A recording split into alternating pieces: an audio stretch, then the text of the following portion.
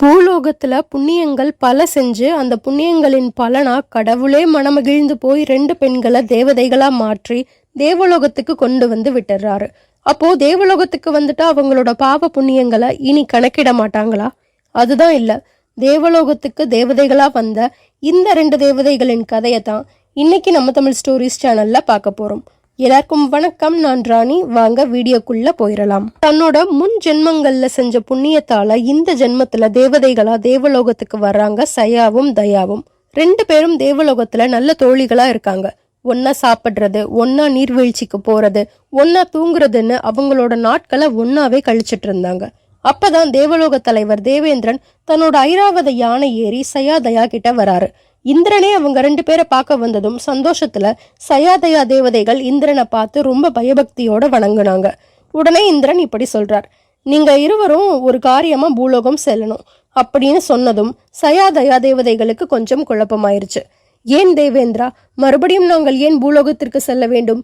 ஏதேனும் தவறழைத்து விட்டோமா அப்படின்னு 2 தேவதைகளும் பதட்டமா கேட்டாங்க. அதுக்கு தேவேந்திரன் சிரிச்சுட்டே இப்படி சொல்றாரு, இல்லை, நீங்கள் இருவரும் எந்த தவறையும் இழைக்கவில்லை. இந்த முறை நீங்கள் இருவரும் பூலோகம் சென்று தன்னலமற்ற பிறருக்கு உதவி செய்கிற எந்த ஒரு பாவத்தையும் செய்யாத ஒரு ஆண்மகனை தேர்ந்தெடுத்து அவனை இந்த தேவலோகத்துக்கு அழைத்து வர வேண்டும் அப்படின்னு இந்திரன் சொல்ல சயாதயா தேவதைகளும் அதுக்கு சரின்னு சொல்லி அன்றிரவே பூலோகத்துக்கு கிளம்பி போறாங்க. பூலோகத்துக்கு வந்து நிறைய நாட்கள் ஆயிருந்துச்சு. ஆனா சயாதயா தேவதைகள் இன்னும் சுயநலமற்ற எந்த ஒரு பாவமும் செய்யாத ஒரு ஆணை கண்டுபிடிக்காம இருந்தாங்க. அப்படி விரக்தியில தேடிட்டு இருந்தப்பதான் தன்யன் அப்படின்ற 24 வயசு பையனை பாக்குறாங்க. அவனுக்கு அம்மா அப்பா உறவுன்னு யாரும் கிடையாது. ஒரு சின்ன வீட்டுல தனக்கு வேண்டிய அளவுக்கு வருமானம் பண்ணிட்டு அதுலயும் மிச்சப்படுத்தி நிறைய பேருக்கு உதவிகளை செஞ்சுட்டு வந்தான். ஒரு நாள் திடீர்னு பெஞ்ச புயல் மழையினால தன்யனோட அக்கம் பக்கத்துல இருந்தவங்களோட வீடே செதஞ்சு போயிருச்சு.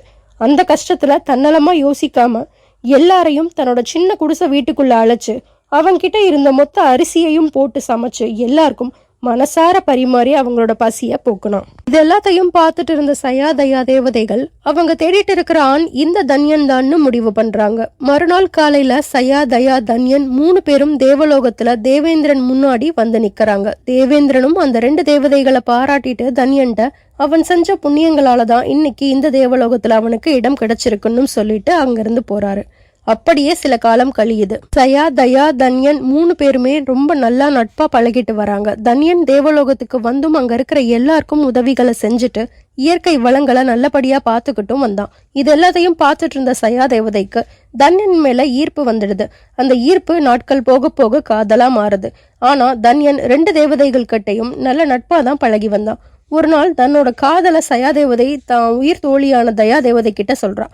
தன்யனை தனக்கு ரொம்ப பிடிச்சிருக்கிறதாகவும் தேவேந்திரன் கிட்ட சொல்லி அவரோட அறிவுரையையும் ஆசீர்வாதத்தையும் பெற்று தன்யன் கூட திருமணம் செஞ்சுக்க போறதாகவும் சயாதேவதை தயாதேவதை கிட்ட சொல்ல தயாதேவதையோ அவளோட உயிர் தோழி தயா முன்னாடி சந்தோஷமா சிரிச்சு அவளை கட்டி பிடிச்சுக்கிறா.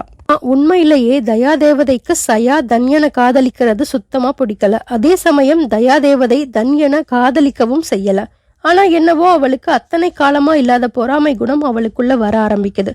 எங்க சயாதேவதை தன்னோட காதல தன்யன்ட்ட சொல்லி இந்திரன் அவங்க காதலுக்கு சம்மதம் சொல்லி அவங்களுக்கு திருமணமும் பண்ணி வச்சுட்டா சயாதேவதையும் தன்யன் தேவதையும் தயாதேவதைய தனியா விட்டுட்டு போய் சந்தோஷமா வாழ்ந்துருவாங்களோ அப்படின்றதோட இல்லாம தன்யன் மாதிரி ஒரு நல்ல ஆண்மகன் தனக்கு கிடைக்காமலே போயிருவான்னும் தயாவோட மனசுல ஆழமா தோண ஆரம்பிச்சது.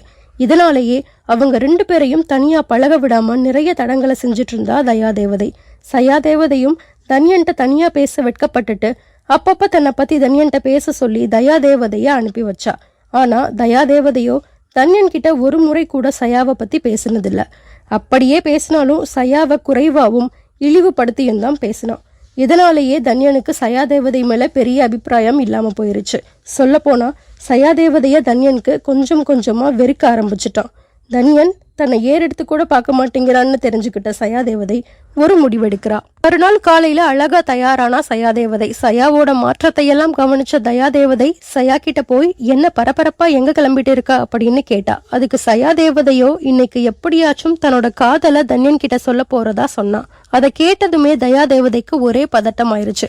இப்ப என்ன பண்றதுன்னு தெரியாம குழம்பி போனான். தன்யனை நோக்கி போக பார்த்த சயாவை தயாதேவதை தடுத்து நிறுத்தினா. தன்யன் கிட்ட நேரடியா இத்தனை நாள் பேசாம இருந்துட்டு திடீர்னு போய் காதல சொன்னா யாருமே ஒத்துக்க மாட்டாங்கன்னு சயாவை தடுத்து நிறுத்தினா தயா. சயாதேவதைக்கும் இப்போ தன்யன் கிட்ட பேசுற தைரியம் சுத்தமா போயிருச்சு. ரொம்ப கவலையா உட்கார்ந்திருந்த சயாதேவதைய பார்த்து தயா அவளோட சார்பா தன்யன் கிட்ட அவளோட காதல நல்லபடியாவும் அவன் புரிஞ்சுக்கும் படியாகவும் அவன் கிட்ட சொல்றதா சொன்னான். சயாதேவதையும் தன்னோட தோழிய முழுசா நம்பி அவளோட காதல தன்யன் கிட்ட சொல்லும்படி அனுப்பி வச்சா.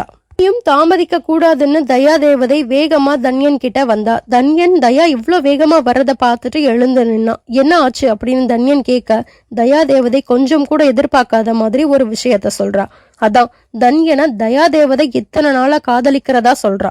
தன்யன் இதை கேட்டதும் கொஞ்சம் வியந்துதான் போறான். ஆனா எதையோ யோசிச்சுட்டு இருந்த தன்யனை தயாதேவதை கூப்பிட்டு தான் காதலிக்கிறத பத்தி மறுபடியும் சொன்னான். பலா நிக்கிற தயாவை பார்த்த தன்யன் சிரிச்சுக்கிட்டே அவளோட காதலை ஏத்துக்கிட்டான். தயாதேவதைக்கு ஒரே மகிழ்ச்சி. ஆனா அதை எல்லாத்தையும் கட்டுப்படுத்திக்கிட்டு போய் நடந்ததையெல்லாம் சயாதேவதை கிட்ட சொன்னான். தன்யன் தன்னை காதலிக்கிறதாகவும் சயாவை காதலிக்கலை அப்படிங்கறதையும் சொல்றான். தன்னை காதலிக்கலனும் மாறா தயாதேவதைய தான் காதலிக்கிறான் அப்படின்னு தெரிஞ்சதும் அவளுக்கு உலகமே இருண்டு போச்சு. இருந்தாலும் அவ மனசை தேத்திக்கிட்டு தன்னோட தோழிக்காகவும் தன்யனுக்காகவும் சந்தோஷப்பட்டா. அப்படியே சில நாட்கள் போகுது. தேவேந்திரரோட அனுமதியோட தயாதேவதையும் தன்யனும் தேவலோகத்துல திருமணம் செஞ்சுக்கிறாங்க. தயாவும் தன்யனும் அவங்களோட வாழ்க்கைய ரொம்ப சந்தோஷமா கழிச்சிட்டு இருந்தாங்க. ஒரு நாள் தன்யன் எப்பயும் போல தோட்டம் காடுன்னு எல்லாத்தையும் பராமரிச்சுட்டு இருந்தான். திடீர்னு அலறிட்டே மயங்கி கீழே விழுந்தான். அவனோட சத்தத்தை கேட்டு சயாவும் தயாவும் அங்க வந்து பார்த்தாங்க. அங்க போய் பார்த்தவங்களுக்கு ஒரே அதிர்ச்சி ஆயிருச்சு. தன்யன் மயங்கி கீழெல்லாம் விழுந்து இருக்கல. அவன் பயங்கரமான விஷ பாம்பு கடிச்சு இறந்து கிடந்தான். தன்யன் இறந்து கிடக்கிறத பார்த்ததும் சயாவும் தயாவும் அழுக ஆரம்பிச்சாங்க. கொஞ்ச நேரத்திலேயே தேவேந்திரன் அந்த இடத்துக்கு வந்தாரு. தயாதேவதை இந்திரனை பார்த்து இப்படி கேள்வி கேட்கிறா. இந்திரரே, எந்த பாவமும் செய்யாத தன்னலமற்ற என் கணவரை ஏன் இப்படி கொன்றீர்கள் அப்படின்னு அழுதுகிட்டே கேட்கிறா. இதெல்லாத்தையும் பொறுமையா கேட்டுட்டு இருந்த இந்திரன் தயாவை பார்த்து, பாவம் செய்தவர்களுக்கு நிச்சயம் தண்டனை உண்டு.